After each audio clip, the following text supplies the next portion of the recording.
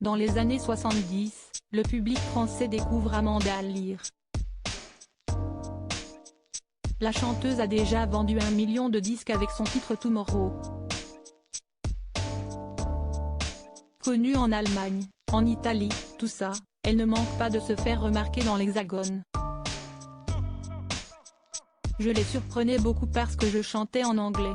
C'était du disco, donc ils me regardaient un petit peu comme une bête curieuse, se souvient l'artiste de 83 ans sur le plateau de C'est à vous, ce mardi 6 juin. Une voix rauque que les producteurs allemands lui apprennent à cultiver à coups de clope et de whisky, complète Anne-Elisabeth Lemoine. Le public s'attarde sur ses morceaux, mais aussi sur sa plastique suscitant de nombreuses rumeurs. Amanda Lear serait-elle un homme? Tous ces gens qui parlaient de moi et qui continuent d'ailleurs, je dis, merci, lance-t-elle. Supérieur à sur son divan, l'animateur Henri Chapier lui pose directement la question.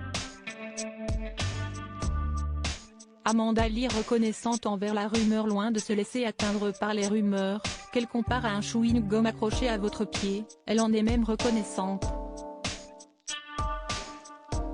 Grâce aux histoires sur son genre, je suis encore ici aujourd'hui. J'ai vendu 28 millions d'albums, rappelle la comédienne.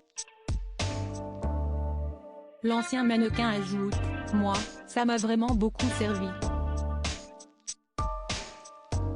Donc, je ne peux pas me plaindre, mais il y a des gens pour qui ce n'est pas pareil.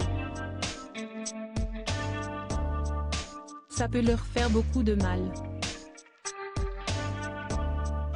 Déjà en 1987, sur le divan d'Henri Chapier, elle répondait à la rumeur lancée par le peintre Salvador Dali avec qui elle a vécu une histoire.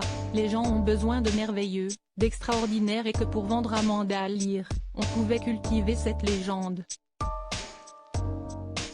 L'ancienne maîtresse de David Bowie prédisait alors, je sais que quand j'aurai 90 ans, je me promènerai dans la rue, on aura, Dieu merci, oublié le titre de mes chansons, mais on dira, si est-ce Amanda Lear.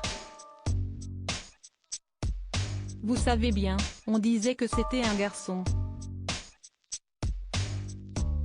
La suite lui a donné raison, et la chanteuse continue de s'en amuser.